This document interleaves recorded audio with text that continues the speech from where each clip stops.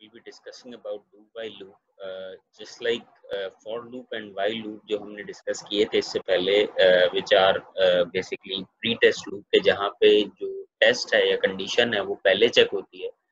लेकिन do while में हमारे पास पहले एक दफ़ा एक्शन परफॉर्म हो जाता है और उसके बाद फिर हमारे पास कंडीशन चेक होती है. So this is the difference between while, for and do while loop. कि हमारे पास फॉर लूप और वाइल लूप में ऐसा हो सकता है कि कंडीशन पहली दफ़ा में फॉल्स होने की वजह से लूप जो एक्शंस हैं वो परफॉर्म ना हो. लेकिन जब हम डू वाइल लूप की बात करते हैं, हमारे पास अगर जो कंडीशन है वो फॉल्स हो या ट्रू हो, लेकिन कम से कम एक दफ़ा एक्शन जो है वो ज़रूर परफॉर्म होता है. So let's say for example इसमें हम अगर सिंपल केस देखते हैं इस तरीके से कि वी हैव द एक्शन या स्टेटमेंट जो कि पहले एग्जीक्यूट होगी और उसके बाद कंडीशन चेक होगी. So if the condition is true आपके पास एक्शन दोबारा परफॉर्म होगा, लेकिन अगर कंडीशन जो है वो फॉल्स होगी तो हमारे पास एक्शन परफॉर्म नहीं होगा. इसी तरह हम सैम्पल कोड में अगर बात करें कि हम सबसे पहले यहाँ पे डू की स्टेटमेंट डू की जो स्टेटमेंट है वो लिखते हैं और फिर जो एक्शन है वो परफॉर्म किया जाता है, यानी डू दिस एक्शन, यानी ये एक्शन पहले परफॉर्म हो. किस वक्त परफॉर्म हो? जब ये एक्सप्रेशन जो है वो वैलिड हो या ट्रू हो. इसका मतलब है कि पहले हम यहाँ पे एक्शन परफॉर्म करवा रहे हैं और उसके बाद जो है वो हम कंडीशन चेक करवा रहे हैं. इसी तरीके से जैसे हमने फॉर की या वाइल की कंपाउंड स्टेटमेंट्स पढ़ी थी, हमारे पास इसी तरीके से डू वाइल की भी कंपाउंड स्टेटमेंट्स हो सकती हैं. तो you can C in the flow chart के जहाँ पे हमारे पास एक से ज्यादा एक्शंस या मल्टीपल स्टेटमेंट्स जो है वो हमें एग्जीक्यूट करनी है और फिर हम कंडीशन को चेक कर रहे हैं. अगर हम कोड सैम्पल कोड की बात करें तो वहाँ पे ये जो कर्ली ब्रैकेट्स हैं इसके अंदर जो भी एक्शंस लिखे जाएंगे वो तमाम मल्टीपल एक्शंस परफॉर्म होंगे उस वक्त तक जब तक ये जो वाइल की स्टेटमेंट है ये हमारे पास इसका रिजल्ट ट्रू नहीं आ जाता. सो अब हम यहाँ पे नेक्स्ट जो है वो इसका कोड डिस्कस करेंगे. इस कोड में हमारे पास कंपैरिजन है between while and do while loop, कि हम जो काम वाइल लूप से कर सकते हैं वो हम डू वाइल से भी कर सकते हैं. लेकिन जो डिफरेंस है वो ये कि लेट्स फॉर एग्जांपल ये अगर हम कोड यहाँ पे देखें कि हमने यहाँ पे एक इंटीजर आई जो है वो इनिशियलाइज करवाया है और इंटीजर आई इनिशियलाइज करवाने के बाद हमने ये कंडीशन रखी है कि while I is less then 0, यानी आई जो है वो उसकी वैल्यू जब 0 से कम होगी यानी माइनस में होगी लेट्स से, तब ये जो लूप है वो एग्जीक्यूट करेगा, क्योंकि ये जब कंडीशन ट्रू होगी तब ये लूप एग्जीक्यूट करेगा. इसका मतलब ये हुआ कि हमारे पास इस वक्त जब ये 0 वैल्यू है तो ये लूप की जो कंडीशन है ये फॉल्स है. तो इसका मतलब ये जो ब्रैकेट के अंदर हमने कर्ली ब्रैकेट्स के अंदर जो हमने एक्शन परफॉर्म करवाया है जिसमें सी आउट करवाया आई की वैल्यू और वैल्यू को अपडेट किया, ये परफॉर्म नहीं होगा बिकॉज हमारे पास आई की जो वैल्यू है वो 0 रखी हुई है और ये कंडीशन फॉल्स आ रही है. सो इसका मतलब ये हुआ कि इस लूप को जब हम वाइल लूप को एग्जीक्यूट करेंगे तो आउटपुट पे कुछ भी डिस्प्ले नहीं होगा हमारे पास. वेर एज जब हम दूसरा केस देखते हैं कि जहाँ हमने again integer I is equal to 0 जो है इनिशियलाइज करवाया है और फिर हमने डू वाइल का लूप यूज किया कि डू और उसके बाद हम यहाँ पे कंपाउंड स्टेटमेंट हमने रखी है मल्टीपल लाइंस में ब्रैकेट के अंदर और फिर उसके बाद वाइल की स्टेटमेंट आती है. वाइल की स्टेटमेंट के बाद हम यहाँ पे लाइन टर्मिनेटर लगाते हैं, जबकि वाइल की जब सिंपल हम यूज करते हैं वहाँ कोई लाइन टर्मिनेटर यूज नहीं होता. ये एक डिफरेंस है. और उसके बाद हम देखते हैं कि डू में भी हम यही कंडीशन डालते हैं जो हमने वाइल में डाली थी कि सी आउट आई और उसके बाद हम आई की वैल्यू प्रिंट करवाते हैं और आई की वैल्यू को फिर अपडेट करवाते हैं. इस केस में भी अगर हम देखें तो हमारे पास इनिशियलाइजेशन होने के बाद जब कंडीशन चेक होती है तो क्योंकि हमने कहा है कि प्री टेस्ट लूप है तो इसमें पहले एक दफा एक्शन परफॉर्म हो जाएगा. तो एक्शन जो है वो रिगार्डलेस कि हमारी कंडीशन फॉल्स है अभी, एक्शन एक दफा कम से कम जरूर परफॉर्म होगा. तो यू विल सी कि जब हम सी आउट आई करवाएंगे तो यहाँ 0 प्रिंट होता हुआ नजर आएगा, वेरएज वाइल के केस में हमारे पास कुछ भी प्रिंट नहीं होगा. तो इस तरीके से हम देखते हैं कि हमारे पास डू वाइल लूप में जो कि एक प्री टेस्ट नहीं बल्कि एक पोस्ट टेस्ट लूप है, यानी टेस्ट इसमें बाद में परफॉर्म होता है, तो आपके पास एक्शन जो है वो एक दफा जरूर परफॉर्म होगा. तो इसको अब हम कोड की शक्ल में चला के देखेंगे कि किस तरीके से हमारे पास आउटपुट आता है. सो यू कैन सी कि जी हमारे पास लेट्स से ये जो वाइल की इम्प्लीमेंटेशन है, जहां हमने शो किया कि i इज इक्वल टू 0 है, while i is less then 0, और फिर हमने एक्शन परफॉर्म करवाया, i की वैल्यू को प्रिंट करवाया और i प्लस प्लस और सी आउट, और फिर उसके बाद हमने ये प्रोग्राम एंड कर दिया. So let's say for example if we compile this code, so you can see कि जी आउटपुट में हमारे पास इस वक्त जो है वो कुछ भी शो नहीं हो रहा है. इट मीन्स के क्योंकि पहली दफ़ा में हमारे पास कंडीशन जो है वो फॉल्स हो गई थी, जिसकी वजह से हमने ये देखा कि हमारे पास ये जो सी आउट आई की जो स्टेटमेंट है या एक्शन जो है ये परफॉर्म नहीं. दूसरे केस में अब हम देखते हैं कि लेट्स से अगर मैं यहाँ पे हम डिस्कस करते हैं कि वाइल की जगह डू वाइल लूप अगर चलता है बिल्कुल इसी तरीके से, तो वो हम किस तरह देखते हैं कि हमारे पास 0 की वैल्यू प्रिंट करेगा, क्योंकि एक्शन जो है वो पहले एक दफ़ा परफॉर्म हो जाएगा. So what I have done कि मैंने ये जो वाइल की सारा प्रोग्राम इसको कमेंट कर दिया है, और ये जो डू वाइल का इसको अनकमेंट कर दिया है. So let's say for example if we try to compile this code again, और हम देखेंगे कि किस तरीके से हमारे पास आउटपुट में जो है वो 0 की वैल्यू शो हो रही है. सो यू कैन सी नाउ कि हमारे पास आउटपुट में यहाँ 0 शो हो रहा है. इट शोज के जी जब हम डू वाइल लूप को यूज करते हैं तो वहां पे हमारे पास, क्योंकि ये डू वाइल जो है वो एक पोस्ट टेस्ट लूप है, यानी जहाँ बाद में टेस्ट परफॉर्म होता है, पहले एक्शन एक दफा कम से कम जरूर परफॉर्म हो जाता है, उसमें आपके पास लूप का एक्शन एक दफा कम से कम जरूर एग्जीक्यूट होता है. Okay, after discussing while and do while, now we have the discussion of break statement. Break statement basically हमारे पास एक अनकंडीशनल लूप को एक एग्जिट देता है. मिसाल के तौर पे हमारे पास कोई लूप है और हम वहाँ पे ये ब्रेक की स्टेटमेंट का इस्तेमाल करते हैं, तो होता क्या है कि लूप भले उसकी जो कंडीशन है वो ट्रू है या फॉल्स है, रिगार्डलेस वो वहाँ पे उस लूप की बॉडी से बाहर आ जाता है, और वो बेसिकली जो लूप है उसको टर्मिनेट करके लूप के बाहर जो है वो जंप कर जाता है. मिसाल के तौर पे let's say we have some for loop या कोई वाइल लूप भी है, और let's say we have compound statement for this for और वाइल लूप, जहाँ मल्टीपल एक्शंस हम परफॉर्म करवा रहे हैं विद दिस बॉडी, और यहाँ इन द मिडल हमने एक ब्रेक की स्टेटमेंट का इस्तेमाल कर लिया है. तो इसका मतलब ये है कि जैसे ही कंपाइलर को ये ब्रेक की स्टेटमेंट नजर आएगी, कंपाइलर जो है वो लूप के आगे नहीं जाएगा, बल्कि यहाँ पे इस लूप की बॉडी से आगे बाहर आकर एग्जीक्यूशन स्टार्ट कर देगा. इन दिस वे हम किसी भी लूप के अंदर ब्रेक स्टेटमेंट का इस्तेमाल करके उस लूप को एक सर्टेन पॉइंट में लाकर टर्मिनेट कर सकते हैं. ओके, सो नाउ अब हम ये डिस्कस करते हैं कि अगर हमारे पास नेस्टेड लूप होते हैं, यानी नेस्टेड लूप हमने पढ़े थे कि एक लूप के अंदर दूसरा लूप यूज हो, तो हमने नेस्टेड लूप में नेस्टेड फॉर लूप डिस्कस किए थे. सो लेट्स से हमारे पास नेस्टेड फॉर की बजाय एक वाइल और फॉर लूप का नेस्टेड लूप है, कि एक वाइल लूप हमने यहाँ पे लिखा और उसकी बॉडी के अंदर जो कि स्टार्ट हो रही है यहाँ से और एंड हो रही है यहाँ पे, तो इसके अंदर हमने दूसरा एक फॉर लूप जो है वो नेस्टेड लूप अप्लाई किया है.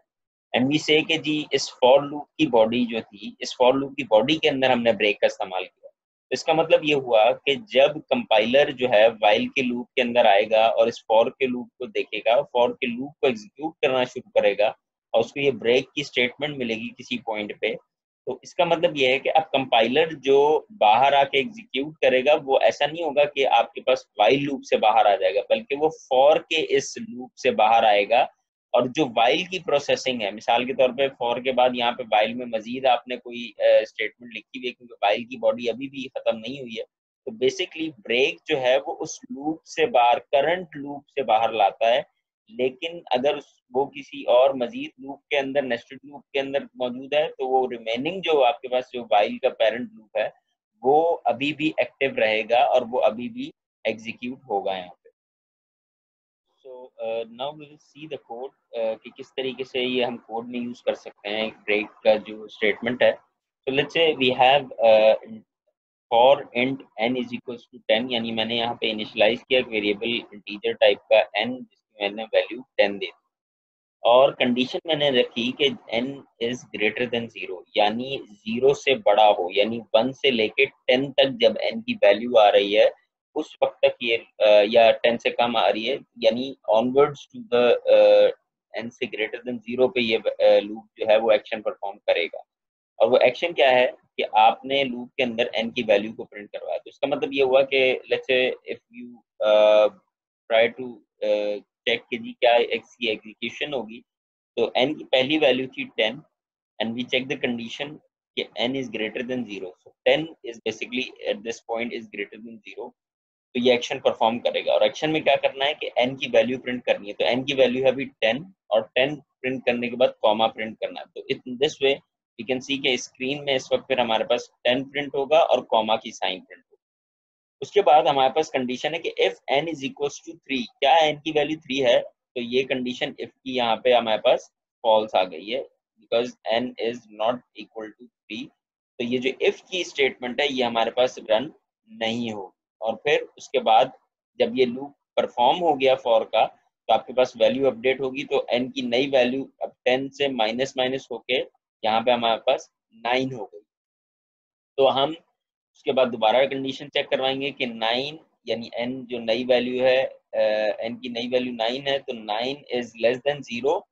Condition is again true because 9 is greater than 0 basically. तो एक्शन परफॉर्म होगा। एक्शन में दोबारा आप यहाँ पे n की वैल्यू प्रिंट कर रहे हैं, तो इसका मतलब 9 प्रिंट होगा और उसके बाद कॉमा प्रिंट करने की वजह से 9 के बाद जो है वो हमें यहाँ कॉमा नजर आ रहा है। दोबारा से क्योंकि फॉर के लूप के अंदर दोबारा ये इफ की कंडीशन आई है कि क्या n 3 के बराबर है, तो कंडीशन अभी भी फॉल्स है। तो ये जो हमारे पास बॉडी है इफ की, ये अभी भी नहीं चलेगी। इसके बाद दोबारा से n माइनस माइनस होगा क्योंकि वैल्यू अपडेट होती है एक्शन परफॉर्म होने के बाद। तो n की नई वैल्यू अब हमारे पास 8 हो गई है। तो इस 8 को अगर हम देखें, दोबारा कंडीशन चेक करें, 8 इज ग्रेटर देन 0, तो कंडीशन इज ट्रू। इसका मतलब एक्शन दोबारा परफॉर्म होगा, तो n की वैल्यू और फिर कॉमा यानी 8, 7, और ये लूप जो है वो डिक्रीमेंट करते करते 3 तक पहुंच गया। लेट्स से उसने कंपाइलर ने 3 प्रिंट किया, 3 प्रिंट करने के बाद कॉमा प्रिंट किया, और फिर उसके बाद कंपाइलर ने चेक किया if n is equals to 3, तो यहाँ पे अब ये जो कंडीशन है ये ट्रू हो चुकी है फॉल्स के बजाय। तो वी कैन सी कि जी अब यहाँ पे इसका रिजल्ट ट्रू आ गया। इसका मतलब है अब जो इफ की बॉडी है ये एग्जीक्यूट होगी, तो कंपाइलर प्रिंट करेगा काउंट डाउन अबॉर्टेड, यानी काउंट डाउन अबॉर्ट कर गया है, और फिर ब्रेक, यानी ब्रेक का मतलब ये है कि ये जो लूप था फॉर का,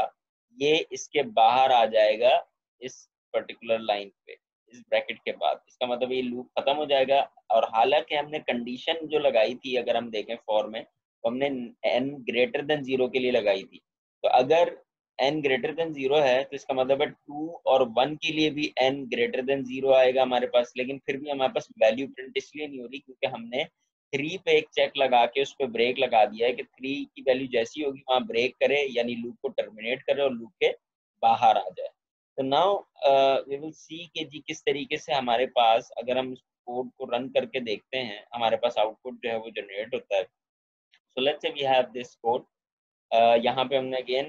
n की वैल्यू रखी 10 और n ग्रेटर देन 0 और n माइनस माइनस, और उसके बाद n की वैल्यू को प्रिंट करवाया कॉमा के साथ, और अब हमने यहाँ क्या दिया, let's say f n equals to 3।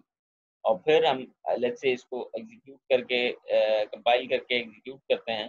तो वी विल सी कि हमारे पास जो आउटपुट है वो बेसिकली कुछ इस तरह से स्क्रीन में शो हो रहा होगा, 10, 9, 8, 7, 6, 5, 4, 3।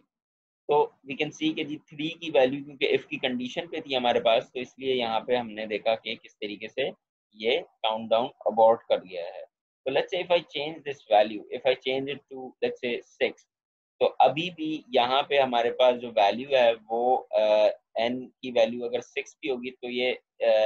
0 से बड़ी है, लेकिन फिर भी हमने क्योंकि 6 पे ब्रेक यूज कर लिया इफ की कंडीशन के थ्रू, तो हम देखेंगे कि हमारे पास जो वैल्यूज हैं वो 6 पे जाके अबॉर्ट कर जाएगी, यानी रुक जाएगी। So now you can see कि हमारे पास 6 के बाद जो है वो वैल्यू प्रिंट नहीं हुई। तो in this way we can see कि किस तरीके से लूप के अंदर हमारे पास ये ब्रेक के इस्तेमाल से जो करंट लूप है जो चल रहा है, जो कंडीशन पे बेस करता है, वो किस तरीके से हम जो लूप है उसको टर्मिनेट करके बाहर जो है वो लूप से बाहर जो है वो एग्जीक्यूशन को ला सकते हैं। After discussing this break statement, हम जो नेक्स्ट स्टेटमेंट डिस्कस करने लगे that is about continue statement. Break statement और कंटिन्यू स्टेटमेंट में फ़र्क ये है कि जब हमने पिछले कोड में देखा था कि जब हमने कहा कि हमारे पास ब्रेक का इस्तेमाल हुआ किसी लूप में, तो हम ये कहते हैं कि लूप सब कुछ ख़त्म करके लूप टर्मिनेट हो जाता है और जो उसकी कंडीशन है वो आगे भी ट्रू होती है, लेकिन उसके बावजूद जो है वो कंडीशन को उसके बाद चेक नहीं करता, जैसे हमने पिछले कोड में भी डिस्कस किया। लेकिन व्हाइल में हमारे पास थोड़ा-सा डिफरेंस ये होता है कि इसमें जब भी लूप के अंदर हम कंटिन्यू का इस्तेमाल करते हैं व्हाइल, डू या फॉर के केस में, तो जिस पर्टिकुलर वैल्यू के लिए हमने वो कंटिन्यू का इस्तेमाल किया है, वो पर्टिकुलर लूप की जो आइटरेशन है या लूप का उस सीक्वेंस में चलना जो है वो स्किप हो जाता है। बाकी लूप अपने आप को कंप्लीट करता है और वो कंडीशन को भी चेक करता है। जिसको अब हम आगे जो है वो थोड़ा-सा डिस्कस करेंगे कोड की शक्ल में। So let's say for example we have this code और इस कोड में हमने जो डिफरेंस है पिछले कोड के हिसाब से कि हमने किया क्या है कि हमने यहाँ पे एक अगेन n की वैल्यू इनिशियलाइज़ की है 10 और n ग्रेटर देन 0 और n माइनस माइनस और if की कंडीशन पहले हमने लगाई थी 3 पे या 5 पे जिस भी वैल्यू पे, तो हमने देखा था कि जब हम if के बाद ब्रेक इस्तेमाल करते थे तो वो बेसिकली लूप से बाहर आ जाता था और लूप को खत्म कर देता था। कंटिन्यू के केस में ऐसा नहीं होगा। कंटिन्यू के केस में क्या होगा कि लेट्स से सबसे पहले हमने ये लूप अगर हम चेक करेंगे किस तरीके से चलता है, तो let's say for example n की वैल्यू यहाँ पे 10 है। कंडीशन चेक हुई कि n इज ग्रेटर देन 0, यानी 10 क्या ग्रेटर देन 0 है, तो कंडीशन अभी हमारे पास आई ट्रू। इसका मतलब है कि लूप की ये जो बॉडी है ये फॉर की, ये एग्जीक्यूट होगी क्योंकि एक्शन का रिजल्ट जो है वो ट्रू आया है। तो वहाँ हम देखेंगे कि ये इफ की स्टेटमेंट का इस्तेमाल है, तो इफ वी से कि यहाँ लिखा है if n is equal to 5, क्या n 5 है, यानी अभी n की वैल्यू 10 है, ये 5 नहीं है। इसका मतलब है कि इफ की अभी बॉडी नहीं है लेकिन सिंगल लाइन है जो कि इफ की बॉडी के साथ ये वाली लाइन इफ का हिस्सा है बेसिकली। तो यहाँ कर्ली ब्रैकेट्स लगाने की जरूरत नहीं क्योंकि एक लाइन में, अगर एक से ज्यादा लाइन जो है हमने बात की थी वो कंपाउंड स्टेटमेंट है। इस तरह यहाँ फॉर के लिए एक से ज्यादा लाइन है तो हमने कंपाउंड स्टेटमेंट होने की वजह से ब्रैकेट का इस्तेमाल किया। तो यहाँ पे क्योंकि कंपाउंड स्टेटमेंट नहीं है इफ की, इसीलिए हमने यहाँ पे ब्रैकेट नहीं लगाया, लेकिन इफ की बॉडी में ये कंटिन्यू चलेगा। तो अब ये कंटिन्यू नहीं चला, इसका मतलब है कि क्यों, क्योंकि ये n की वैल्यू जो है वो 5 नहीं आई है। अब कंपाइलर यहाँ आएगा, इसका मतलब है वो n की वैल्यू प्रिंट करेगा जो अभी 10 थी और उसके बाद कॉमा प्रिंट कर दिया उसने और कॉमा प्रिंट करेगा वो इस तरह से। अब क्योंकि एक्शन परफॉर्म हो गया फॉर के लूप का, अब इसका जो कंडीशन अपडेट है यानी जो वैल्यू है अपडेट होना n की, वो n की वैल्यू माइनस माइनस होने का मतलब ये है कि n की जो नई वैल्यू है अब वो हमारे पास n की नई वैल्यू 9 बन गई है। तो n की यहाँ पे हमारे पास अब नई वैल्यू जो है वो 9 कंसिडर की जाएगी। कंपाइलर क्या करेगा, दोबारा से कंडीशन चेक करेगा कि n is greater than 0, yes 9 is greater than 0। इसका मतलब है कि वो लूप की बॉडी के अंदर आएगा। लूप की बॉडी के अंदर वो चेक करेगा कि n इज इक्वल टू 5, क्या n जो है वो 5 के बराबर है, तो कंडीशन यहाँ पे भी अभी भी फॉल्स ही आएगी। इसका मतलब है ये कंटिन्यू एग्जीक्यूट नहीं हुआ।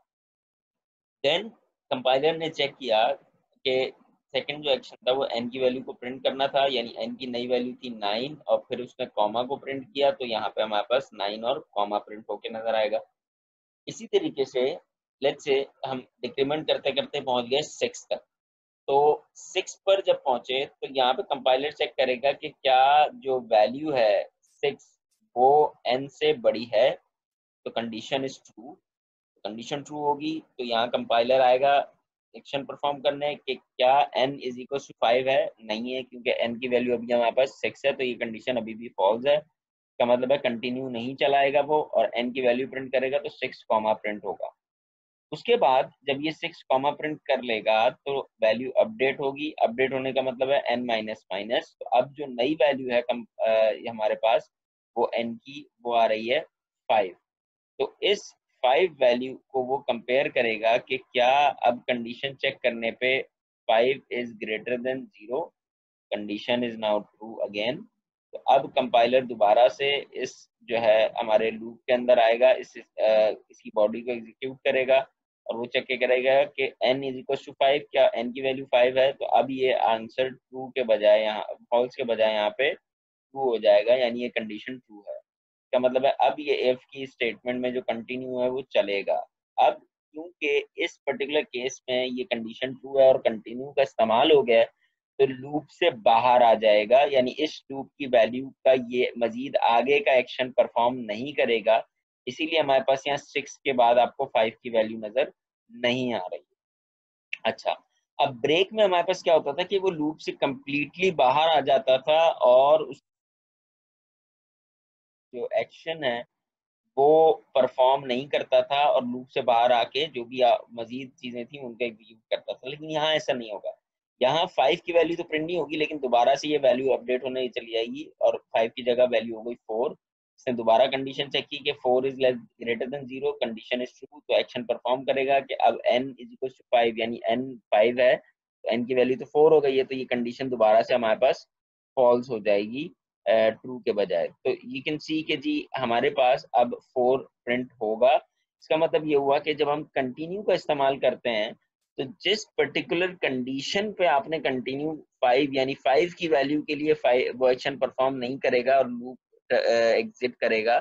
लेकिन बाकी जो वैल्यूज हैं वो उस वक्त तक चलता रहेगा जब तक कि कंडीशन पूरी तरीके से फॉल्स नहीं हो जाती। यानी जहाँ पे ये ग्रेटर देन 0 या इक्वल टू 0, यानी जब n की वैल्यू होगी तब तक ये लूप चलता रहेगा और 1 तक चलने के बाद आपके पास ये फॉर के लूप से बाहर आने पे आपके पास ये मैसेज प्रिंट होगा कि लिफ्ट ऑफ, और नेक्स्ट लाइन में आपका जो कर्सर है वो शो हो रहा होगा।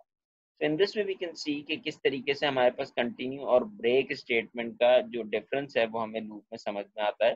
सो let's say for example we can see this code, इसको रन करके देखते हैं हम कि जहाँ पे हमारे पास बेसिकली हमने कंटिन्यू का इस्तेमाल किया है। तो if we try to compile and execute the code, तो हमारे पास आउटपुट जो है वो हमें शो हो रहा है कुछ इस तरीके से कि हमारे पास बेसिकली 10 9 8 7 6 5 नहीं शो हो रहा, 4 3 2 1।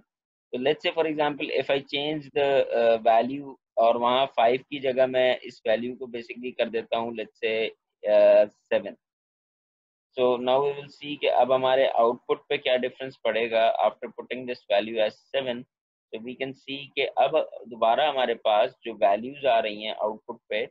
वो, क्योंकि हमने 7 रख दी थी तो 10 9 8 7 स्किप कर गया, 6 5 4 3 2 1 एंड तक ये जाएगा।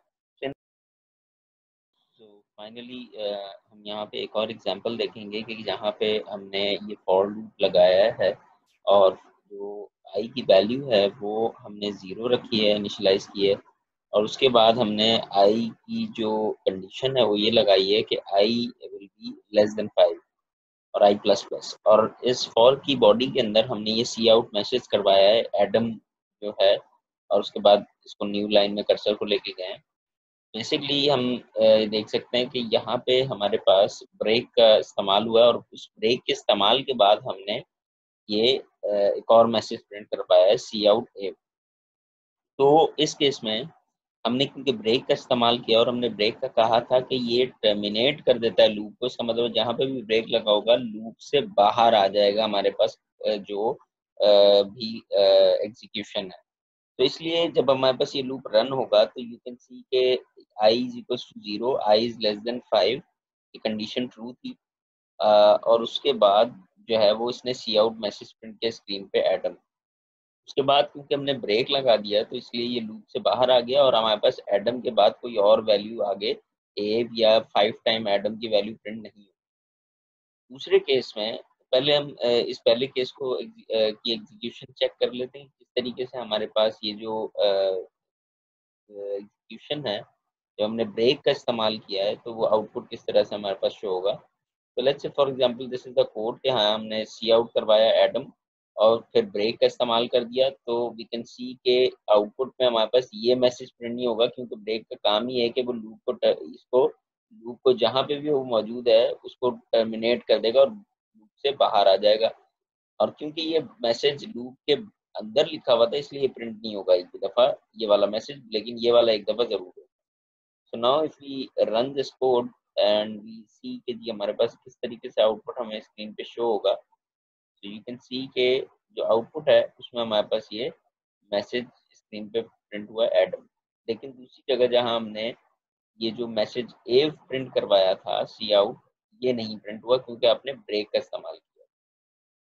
इसी तरीके से जो दूसरी एग्जांपल है हमारे पास, उसमें हमने देखा कि हमारे पास हमने सिर्फ उस ब्रेक की जगह कंटिन्यू अगर लिख देंगे, तो उस केस में हमारे पास ये जो पॉइंट है कि आपके पास जो एडम है ये 5 टाइम प्रिंट होगा, लेकिन क्योंकि ये कंटिन्यू का इस्तेमाल है तो इसलिए कभी भी कंटिन्यू के बाद जो आगे का कोड है फॉर का वो प्रिंट या वो कोड नहीं चलाएगा ये। इसीलिए आपके पास स्क्रीन में एडम तो 5 टाइम प्रिंट होता हुआ नजर आ रहा है बिकॉज ऑफ दिस कंडीशन, लेकिन एव एक भी दफा प्रिंट होता हुआ नजर नहीं आ रहा। अब इस एग्जाम्पल को अगर हम कोड की शक्ल में देखें, so this is the code, हमने सिर्फ ब्रेक को कंटिन्यू कर दिया यहाँ पे। सो वी कैन सी के अब इस कोड को एग्जीक्यूट करने के बाद हमारे पास आउटपुट पे 5 टाइम्स जो मैसेज है एडम का वो प्रिंट होता हुआ नजर आ रहा है। So now you can see कि हमारे पास 5 टाइम्स एडम का मैसेज प्रिंट होता हुआ नजर आ रहा है, लेकिन ये जो हमने एव का मैसेज है ये प्रिंट होता हुआ नजर हमें नहीं आ रहा। अब इस एग्जाम्पल से एक क्वेश्चन जो आप लोगों का असाइनमेंट है, यू हैव टू शो कि जी किस तरीके से हम 5 टाइम्स एडम और 5 टाइम एव जो है वो प्रिंट कर सकते हैं, तो हमें कोड में क्या चेंजेस करनी पड़ेंगी। So this will be your assignment for the complete.